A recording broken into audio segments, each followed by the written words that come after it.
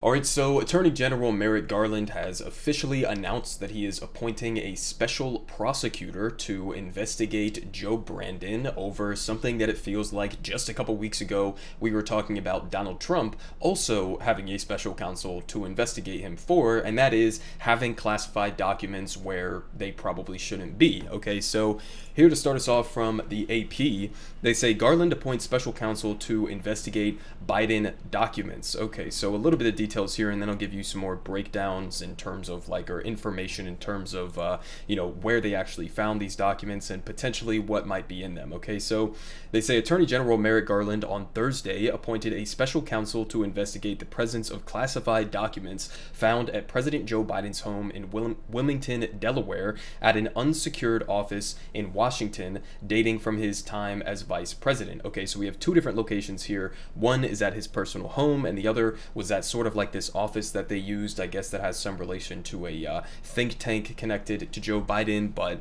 they continue saying that Robert Hur, a one-time U.S. attorney appointed by former President Donald Trump, will lead the investigation and plans to begin his work soon. So I guess pretty notable there that Merrick Garland is choosing somebody who was appointed by Donald Trump. Basically, that's just his attempt to try to appear not partisan or in favor of Joe Biden as opposed to Donald Trump. Obviously, conservatives immediately after this first document story broke were all calling for this type of a thing to happen, for a special prosecutor or for some sort of an investigation. They might even launch their own investigation now that they're in control of the House of Representatives, and some even Marjorie Taylor Greene were even coming out and saying that Biden should be impeached over this, which is kind of hilarious, honestly, because Marjorie Taylor Greene basically calls for him to be impeached over everything every single week. So that's just a little bit of a tidbit there in terms of why Merrick Garland is choosing this person specifically. It's very obviously he's trying to appear like he is a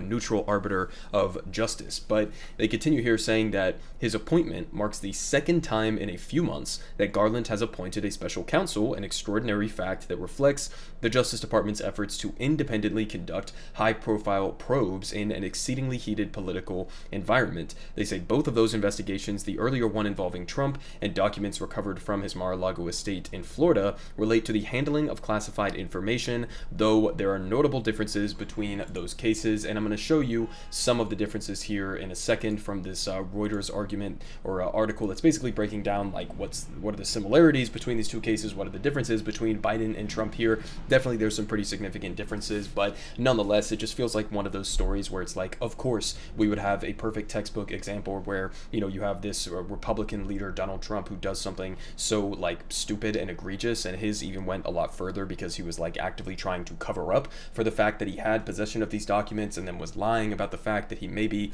declassified some of them because he was the president and all of these different things. But it's just so textbook in American politics that you would also have the leader on the Democratic side who would be doing something maybe to a lesser degree but still in the same exact vein. And of course then now we have basically parallel investigations that are going to be taking place by or into both of the leaders of our two prominent parties here in the United States. But so here from this NPR breakdown, right, so a little bit more details in terms of where these documents were found on Joe Biden. So they say on 3 occasions, classified documents were found at Biden's private residence and a D.C. office he used before becoming president. So they say early last November. Okay, so this is an interesting timeline that we're getting here because it appears like they found some of these initial documents right before the midterm elections back in November, which kind of adds another aspect of this. Obviously, you probably had the Joe Biden administration or the tight circle around him who was aware of these documents at the time in early November. And they definitely, to some extent, were trying to keep, closed lips on this and try to keep it within their inner circle so that it didn't leak and potentially become this massive story before the midterms took place. So it looks like they successfully managed to pull that off. But again, interesting timeline there. So they say last November, Biden's personal lawyers were packing files from his one-time office at the Penn Biden Center for Diplomacy and Global Engagement, a think tank founded in 2018 by the University of Pennsylvania, where Biden served as a fellow and a professor before he became president. There, in a locked closet, according to the White House, they discovered some files that were marked as classified, even though the office had not been authorized for storage of classified documents. And the documents were quickly turned over transfer to the National Archives. Okay, so that's one small difference there. Biden's team, it looks like they immediately turned them over to the National Archives. Trump basically, again, lied to them multiple times, said he didn't have the classified documents that he did. Then they basically called him out on his bullshit, and he gave them some documents, but then kept other classified documents in his possession. So it looks like at least the Biden administration was cooperating much more thoroughly and immediately than Trump in this instance, which could play a significant role in terms of criminal consequences for this type of a thing. But they say that the documents were, or we already read that sentence, so they say, then on November 4th, the National Archives Inspector General informed the Department of Justice of the discovery. So early on, again, November 4th, they made them aware of that. And in mid-November, Garland tapped John Lausch, a Trump-appointed U.S. attorney in Chicago, to begin the initial investigation. Then in December, after a review that began after the November discovery, Biden's personal counsel, Robert Barr, informed Lausch that another set of documents had been found in the garage of Biden's private home in Wilmington, Delaware, and those documents were soon secured by the FBI. And finally, again, so this is what, 3 different drops that we're talking about here? On Wednesday night, Biden's team then discovered one more classified document at his Wilmington home. So we did have a little bit of a response here from Joe Biden himself, and honestly, this it wasn't the best look for him. Okay, so let's just go ahead and watch him getting questioned about specifically the documents that were inside his garage next to his car, basically. Okay, so let's watch this. Mr. President, okay. Classified material next to your Corvette. What were you thinking? Let me, I'm going to get a chance to speak on all this, God willing, soon. But as I said earlier this week, people, and by the way, my Corvette's in a locked garage. Okay, so it's not like you're sitting out in the street. So but anyway, yes, as well as my Corvette. But as I said earlier this week, people know I take classified documents and classified material seriously. I also said we're cooperating fully and completely with the Justice Department's review. As part of that process, my lawyers reviewed other places where documents in my from my time as vice president were stored, and they finished the review last night. They discovered a small number of documents of classified markings in storage areas and file cabinets in my home and my personal library. This was done in the case of the Biden Penn. This was done in the case of the Biden Penn Center. The Department of Justice was immediately, as was done, the Department of Justice was immediately notified, and the lawyers arranged for the Department of Justice to take possession of the document. Okay, so there's this basic, boilerplate response there, but honestly, I just thought it was kind of funny that he, mentions his Corvette in this clip, and he's like, nah, don't worry about it. It was in a locked garage. Come on, it's not like it was, sitting directly outside the garage or that it was unlocked, and, this is where I keep my Corvette, and that's my, nice luxury car that I have, and so you shouldn't worry about it or something. No, the point was that you probably shouldn't have had the documents in that garage in the first place, whether or not it was locked next to your Corvette or something. It's just kind of completely not related to the actual allegations that are being made or what's important to this case. So anyways, let's just go ahead and move on to this Reuters breakdown in terms of what are the similarities, what are the differences between Trump and Biden. Honestly, if I'm being 100% straight up, I don't really give a shit about these two cases. I think it would be kind of funny if this was the thing that actually brought Trump down, specifically relating to obstruction of justice because of the fact that he lied to the feds and covered up the fact that he did have possession of these documents. I honestly just think that would be a hilarious end to the Trump saga if this random classified document scandal happened to be the thing that brought him down. But at the end of the day, I don't really care about this one way or another. I think obviously it's probably bad to just take classified documents away and keep them in your personal, locations, whether that's Mar-a-Lago or Biden's house in Wilmington, Delaware or whatever. I think that just generally that's a pretty bad thing. Maybe shouldn't do that. But also, this is not some massively scandalous, explosive story that's going to bring down, these two gigantic political figures, in my opinion. But, I do think that it's important to give a little bit of nuance here in terms of what are the distinguishing factors between these two different situations. So here from Reuters, they say say neither Trump nor Biden, so these are the similarities, right, should have had any classified material in their possession.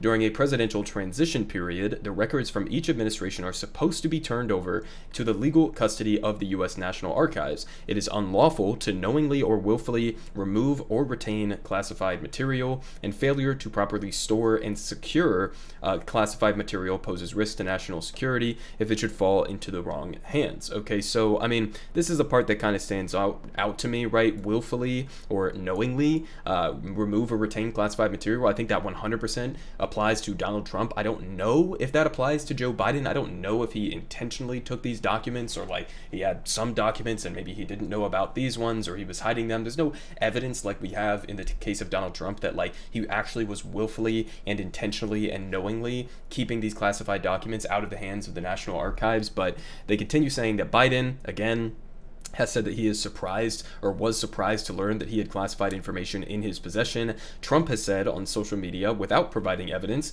that he had declassified the records, though his attorneys have declined to repeat that assertion in court filings. Right, okay, that was one of just the, random hilarious arguments that Trump was making as all of this was coming out related to his classified documents, as he said, oh, well, I was the president, I can just declassify whatever I want. Now, there's no evidence whatsoever that he actually went through any legitimate processes or even like notified anybody else that the documents have been declassified. And so just saying I was the president, so any documents that I keep in my possession are therefore automatically declassified if I say that I want to have them after the fact, like that's not a coherent argument. And obviously I think that Trump did participate to some extent one way or another in terms of obstruction of justice and lying to the feds on multiple different occasions about him having the documents at Mar-a-Lago. So again, there's some noticeable differences here, and they continue pointing this out, saying that in Trump's case, the National Archives tried for more than a year after Trump left office to retrieve all of the records that he retained without success. Okay, so they tried this for more than a year without making this public, without doing the whole raid at Mar-a-Lago, and when Trump finally returned 15 boxes of documents in January of last year, archives officials discovered that they contained classified materials. The matter was then referred to the Justice Department, which issued a grand jury subpoena last May seeking the return of all classified records. Investigators then visited Trump's home, where his attorneys handed over more material and asserted that there were no more documents on the premises. That turned out to be false, or a lie, and additional evidence collected by the FBI, including surveillance footage from the Mar-a-Lago estate, prompted agents to seek court approval to execute the famous search warrant on August 8th amid concerns over possible obstruction. And then the FBI recovered an additional 13,000 documents, about 100 of which were marked as classified. So it also seems like the scale between Biden and Trump in these cases were very different. They say that in Biden's case, Garland said that the president's attorneys informed the archives and the Justice Department in November that they had discovered fewer than a dozen classified files in a closet at this think tank in Washington, D.C. earlier that month. And after the discovery, the attorneys continued to conduct additional searches at Biden's homes in Wilmington and Rehoboth Beach, Delaware, where more documents were found in both December and this month, and all of them were turned over to the authorities. Doesn't look like there is any attempt there at a cover-up. Now, what potential consequences could come from these two different situations? So they say it is a crime only if the retention and removal of classified records is intentional. Okay, so again, it seems like that would only apply to one of these, but prosecutors typically won't pursue charges for the accidental retention of classified records, but if there is evidence of possible obstruction of justice, that could change things. And for that reason, legal experts say, Trump faces considerably more legal peril than Biden. Okay, so that seems like that's pretty much the key difference here, is that it wasn't even just having the classified documents. If Trump had, taken them and just immediately given them back when they asked for them, then it probably wouldn't have even been that big of a deal. They never would have done the raid. They never would have, cracked down on him in the way that they did, and even probably appointed a special counsel.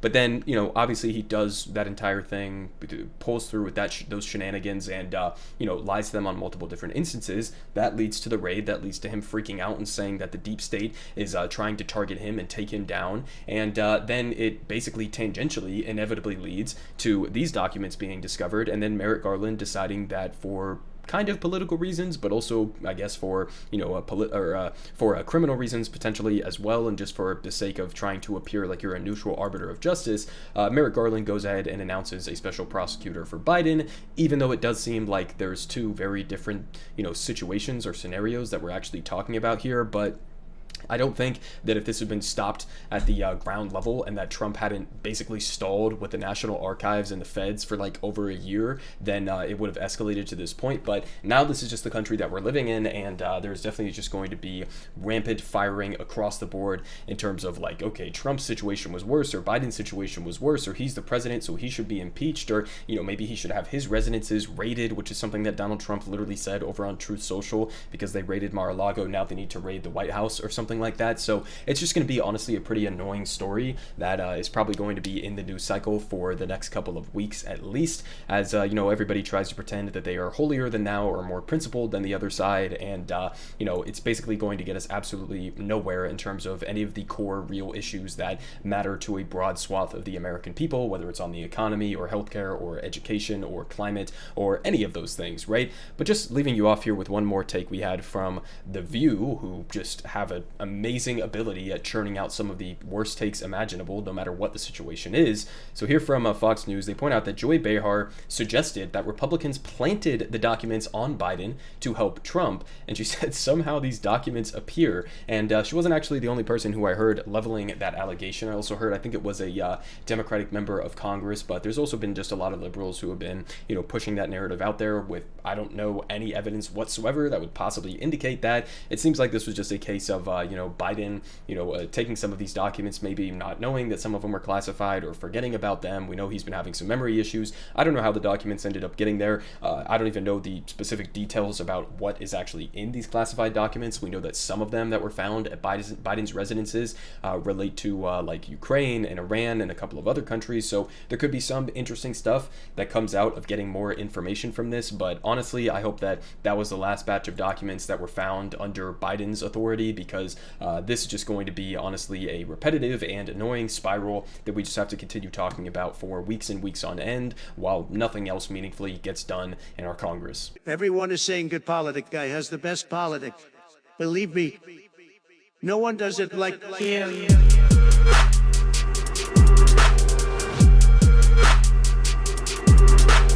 Believe me, everyone is saying